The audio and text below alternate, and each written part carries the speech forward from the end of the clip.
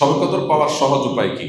শবে কদরের রাত যেহেতু একেবারেই চূড়ান্তভাবে ফিক্সড কোনো রাত নয়, সেজন্য শবে কদর পাওয়ার উপায় হলো রমজানের শেষ দশকের প্রত্যেকটা রাতে ইবাদত করা। প্রত্যেকটা রাতে ইবাদত করার যদি সুযোগ না হয়, তাহলে কমপক্ষে বেজোড় রাতগুলোতে ইবাদত করা। নবী সাল্লাল্লাহু আলাইহি ওয়াসাল্লাম বলেছেন, তাহাররাউ লাইলাতুল কদরি ফিল বিদরি মিনাল আশরিল আওয়াখিরি মিন রমাদান। রমজানের শেষ দশকের বেজোড় রাতগুলোতে তোমরা কদর তালাশ করবে। তার মানে এর মধ্যে যে কোনোটা হতে পারে। আল্লাহ তাআলা বিষয়টা একটু উজ্জ্বল রেখেছেন কেন? হাফেজ ইবনে হাজার আসকারী রাহমাতুল্লাহ আলাইহি বিশ্ববিখ্যাত হাদিস ব্যাখ্যাতা, হাদিস বেত্তা, তিনি সহিহ বুখারীর বিখ্যাত ব্যাখ্যা গ্রন্থ ফাথুল বারীতে লিখেছেন যে আল্লাহ রাব্বুল আলামিন লাইলাতুল কদর নির্দিষ্ট একটা রাতকে ফিক্সড করে না দিয়ে, এই যে শেষ দশক আবার বেজোড় রাতগুলোর মধ্যে সম্ভাবনা বেশি, এটা করেছেন যাতে করে আমরা বেশ কয়েকটা রাত ধরে ইবাদত করতে পারি। এখন মনে হতে পারে এটা তো আমাদের কষ্ট হচ্ছে, আমাদের জন্য বোঝা হলো, ফিক্সড হলো তো আমাদের জন্য সহজ হয়ে যেত। মরার পর যখন আমল নামা হাতে পাবো, তখন মনে হবে ইস, এই লাইলাতুল কদর আল্লাহ শেষ 10 রাতের মধ্যে রেখেছেন, পুরো রমজান রাখতেন তাহলে 30 রাত ধরে ইবাদত করতে পারতাম।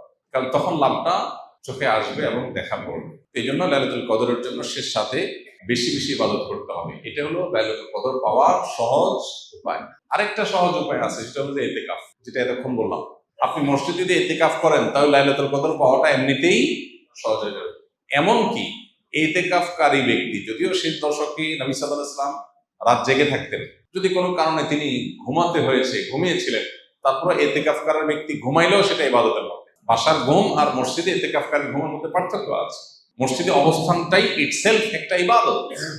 অতএব আপনি যদি চান যে আমার লাইলাতুল কদর মিস না হোক, তাহলে তার জন্য সবচেয়ে মোক্ষম সুযোগ এবং সবচেয়ে সহজ উপায় হলো ইতিকাফ করা।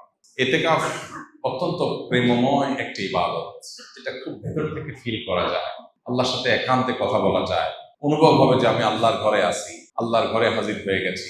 সবাই বের হয়ে যাচ্ছে, আমি বের হচ্ছি না, কারণ আমি আল্লাহর ঘরের বন্দী, নিজেকে বন্দী করে ফেলেছি। অন্যরকম এক ফিল আসবে ইনশাআল্লাহ। রমজানে কাজা হওয়া রোজা মা বোনরা কখন রাখা সর্বোত্তম হবে? সবচেয়ে উত্তম হলো শাওয়ালের মধ্যে রেখে ফেলা, যত আগে রাখা যায়। যদি সেটা না রাখা যায়, পরবর্তী রোজার আগে আগে রেখে ফেলা উচিত।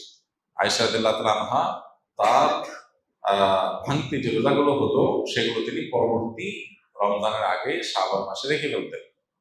তিনি এর মধ্যে রাখতে পারতেন না কেন? কারণ নবী সাল্লাল্লাহু আলাইহি ওয়াসাল্লাম তার সাথেই থাকতেন, এবং নবী সাল্লাল্লাহু আলাইহি ওয়াসাল্লাম সাথে থাকার কারণে, স্বামীর সাথে থাকার কারণে স্বামীর হাজত বা প্রয়োজনকে মাথায় রেখে রোজা রাখতে সুযোগ পেতেন কম। এদিকে শাওয়াল মাসে নবী বেশি বেশি নফল রোজা রাখতেন, ওই সুযোগে তিনি তার রোজাগুলো রেখে ফেলতেন। এই জন্য শেষ সময় হলো পরবর্তী রমজান রাখা। কোনো কারণে যদি সেটাও কেউ না পারে, তারপরে রাখলেও আদায় হয়ে যাবে। রোজা রেখে কোন আমলগুলো করলে সওয়াব সবচেয়ে বেশি? রোজা রেখে সবচেয়ে গুরুত্বের সাথে যে বিষয়টা খেয়াল করা দরকার, সেটা হলো সকল প্রকার গুনাহ থেকে বেঁচে থাকা। সকল প্রকার গুনাহ থেকে বেঁচে থাকা। আমি রোজা আছি, আমি গীবত করবো না, আমি রোজা আছি ঝগড়া করবো না, আমি রোজা আছি গালমন্দ করবো না, আমি রোজা আছি মিথ্যা কথা বলবো না, আমি রোজা আছি হারাম কোনো জিনিস ফেসবুকে, ইউটিউবে, মোবাইলের বাইরে, অফলাইনে, অনলাইনে কোনোভাবে দেখবো না। এই জিনিসটা হলো রোজার মধ্যে সবচেয়ে গুরুত্বের সাথে আমাদের করা দরকার।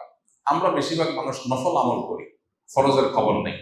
আমরা কোরআন তেলাওয়াত করি, আমরা ওয়াজ শুনি, আমরা জিকির আজকার করি, কিন্তু আমি মোবাইলে হারাম জিনিস দেখি, ভিডিও দেখি, মিউজিক শুনি, ইচ্ছায় অনিচ্ছায় আমার জ্ঞাতসারে অজ্ঞাতসারে গুনাহ করি, তাহলে আমার রোজার পুরো ফজিলতটা নষ্ট হয়ে যায়। নবী সাল্লাল্লাহু আলাইহি ওয়াসাল্লাম বলেছেন, রব্বা সাইমিন লাইসা লাহু মিন সিয়ামিহি ইল্লাল জু'। বহু রোজাদার আছে, রোজা থেকে উপোস থাকা ছাড়া তার কোনো উপকার হয় না। সেজন্য এই জিনিসটা খেয়াল করা দরকার।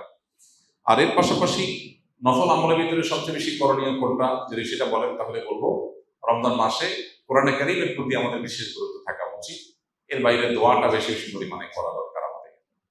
রমজানে কোনো ব্যক্তি হঠাৎ এমন অসুস্থ হয়ে গেল যে সাহরি খেয়ে রোজা রাখতে পারবে না, সেক্ষেত্রে ওই ব্যক্তির রোজার কাফারা কি হবে?